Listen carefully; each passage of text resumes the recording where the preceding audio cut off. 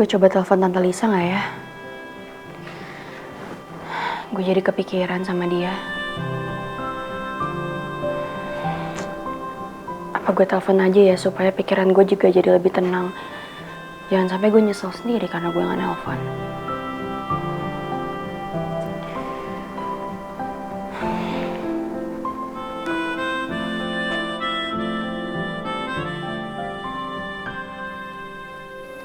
Ya, Put.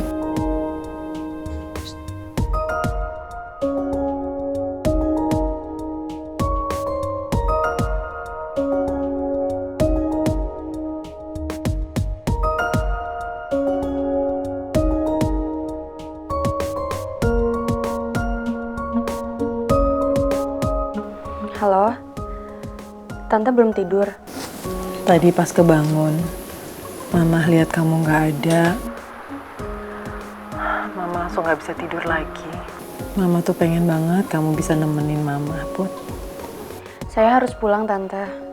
Besok kalau misalnya saya nggak ada meeting, saya akan ke apartemen Tante lagi. Memangnya susah ya, Put, manggil Mama ke saya. Mama tuh cuman pengen kamu bisa panggil saya Mama. Dan bisa menghabiskan waktu di sisa umur Mama sekarang. Mama kan nggak tahu sampai kapan umur Mama. Ya kalau berumur panjang, Put. Saya kan udah bilang, Tante. Saya nggak bisa. Dan saya nggak mau dipaksa. Semua ini nggak mudah buat saya. Jadi saya minta Tante juga harus ngertiin saya.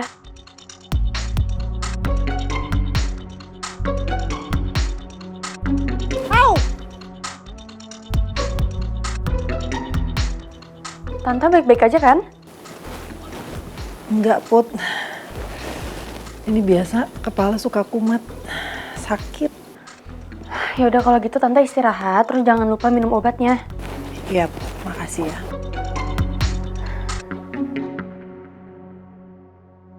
Bisa gak sih kalau mijat tuh biasa aja? Untung aja bisa ngeles sama Putri. Kan bisa curiga dia. Lagian, biasanya kan Ibu Lisa itu selalu manggil orang salon untuk mijitin Bu Lisa. Kenapa sekarang jadi tugas saya, Bu? Mana ada jam segini juga orang salon available dipanggil, Lim. Udah, sana. Dipijat juga makin sakit semua badan saya.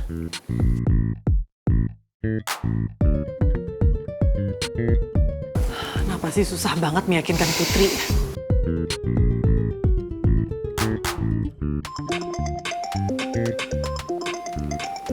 Ini ngapain lagi orang kantor nelpon malam-malam begini?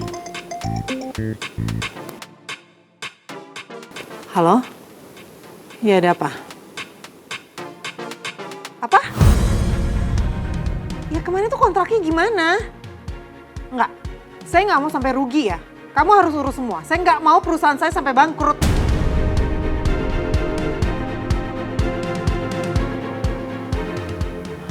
Ada aja. Belum beres urusan Putri. Urusan kantor lagi.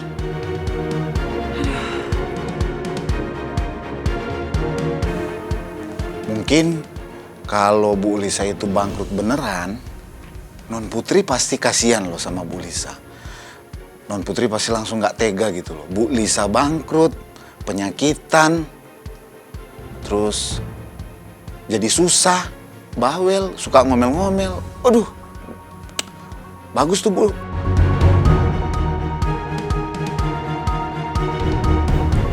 Omongan Salim ada benarnya juga sih. Gimana ya reaksi Putri kalau tahu aku bangkrut? Wait for me, Prince. Ngapain buru-buru sih, Prince? Perasaan saya nggak enak, Pak Regar. Saya harus periksa ke dalam. Alright.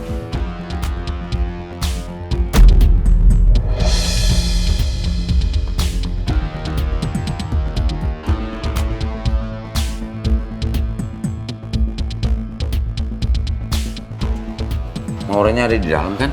Maura sama Tristan nggak ada di dalam, Pak Regar. Maksudnya?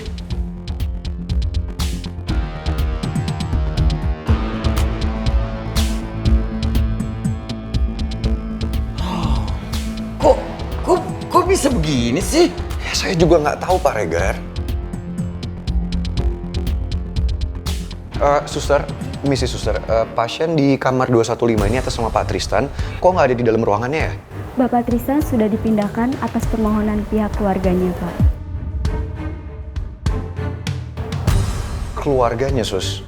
Siapa keluarganya? Saya kurang tahu, Pak, pasien dipindahkannya. Tadi tunangannya minta Pak Tristan segera dipindahkan. Kalau begitu, saya permisi, Pak. Sejak kapan Tristan punya tunangan, Prince? Ini ada yang nggak beres, Pak Regar. Iya.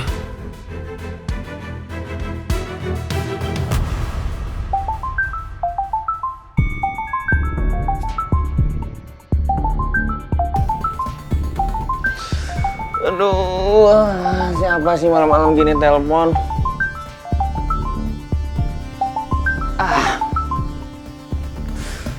Ya, halo. Halo, Tak. Tristan hilang di rumah sakit, Tak.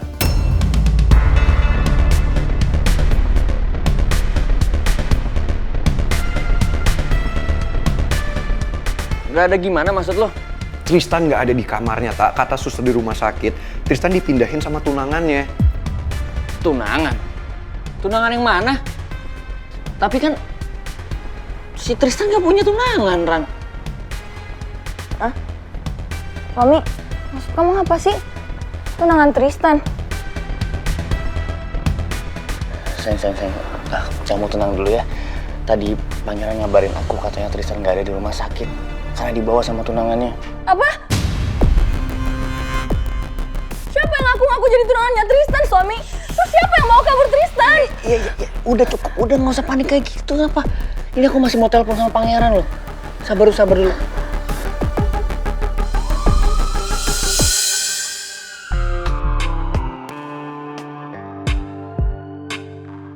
Mulai saat ini aku akan mencurahkan seluruh waktuku buat kamu, Tristan.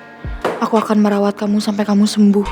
Aku harus balas semua kebaikan kamu dan perhatian kamu ke aku.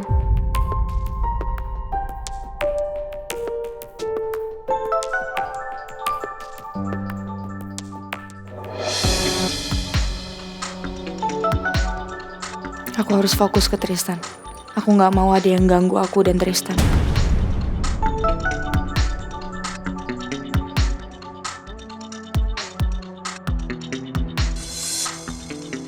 Semua ini aku lakukan demi Tristan. Aku gak bisa pisah dari Tristan.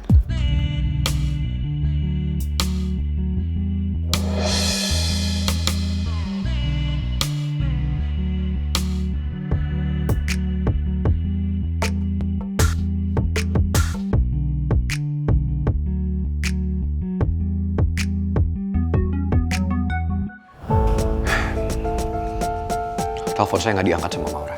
Saya yakin ini pasti kerjanya Maura. Pasti Maura yang ngaku-ngaku jadi tunangannya Tristan. Ya tapi semuanya nggak masuk akal, Pak Regar. Maura mau bawa Tristan kemana coba? Karena di sini Maura cuma punya tempat tinggal di pavilion, nggak ada tempat lain. Iya. Sebenarnya kemana sih Maura bawa Tristan?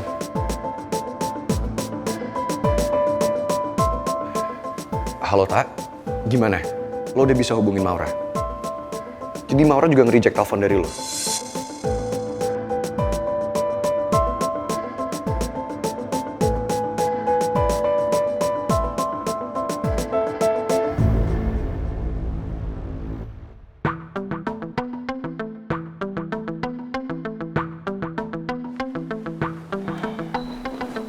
Sus, saya titip Tristan dulu ya. Saya mau pulang dulu sebentar. Baik, Bu. Nanti kalau dia bangun, terus dia tanya kenapa dia ada di sini, bilang aja yang bawa dia ke sini Maura. Saya ngerti, Bu. Kamu akan lebih tenang jalanin pemulihan di sini, Tristan. Karena nggak ada seorang pun yang tahu tempat ini.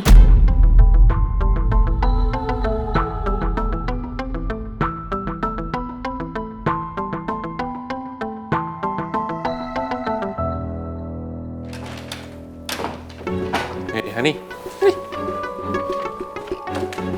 mau kemana kamu?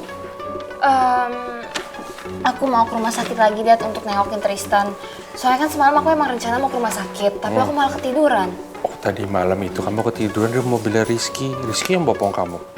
Ke kamar aku. Of course not, Hani. Nggak mungkin dia diizinin. Mel, kamu nggak nunggu sarapan dulu? Ibu siapin buru-buru ya sayang? Kayaknya nggak usah deh Bu, soalnya aku mau lamaan di rumah sakit sama Tristan. Lagian aku juga udah bawain sandwich buat Tristan. Nanti sekalian aja kita makannya bareng di rumah sakit. Pagi semua. Oh ya, pagi. Rizky. Ngapain lo pagi-pagi kesini? Nganterin kamu rumah sakit. Gak, gue naik taksi aja. Saya kan udah datang ke sini. Kapan kamu pakai naik taksi?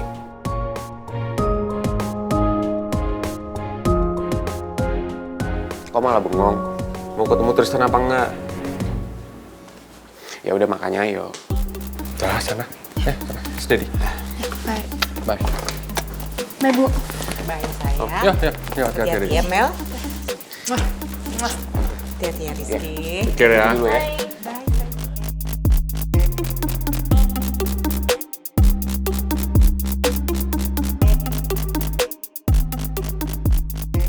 Nih, nanti di akhir gimana ya? Mel itu milih siapa ya? Tristan atau Rizky ya? Soalnya dua-duanya anak-anak baik, tanggung jawab. Gimana ya? Udah, kita serahin aja ke Mel. Dia kan berhak untuk milih sendiri.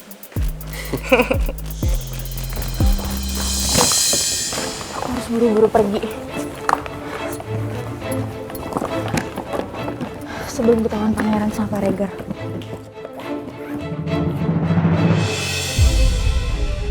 Maura, kamu mau kemana? Saya ada urusan. Urusan apa? Ini urusan pribadi saya dan kamu nggak perlu tahu pangeran. Jelas saya perlu tahu. Karena kamu kan orang yang udah ngaku-ngaku sebagai tunangannya Tristan dan sengaja keluarin Tristan dari rumah sakit. Saya nggak ngerti maksud kamu. Maksudnya apa ya? Nggak usah pura-pura nggak tahu deh, Maura. Sorry pangeran, saya nggak ada waktu. Saya harus pergi. Maura, saya belum selesai bicara. Maura!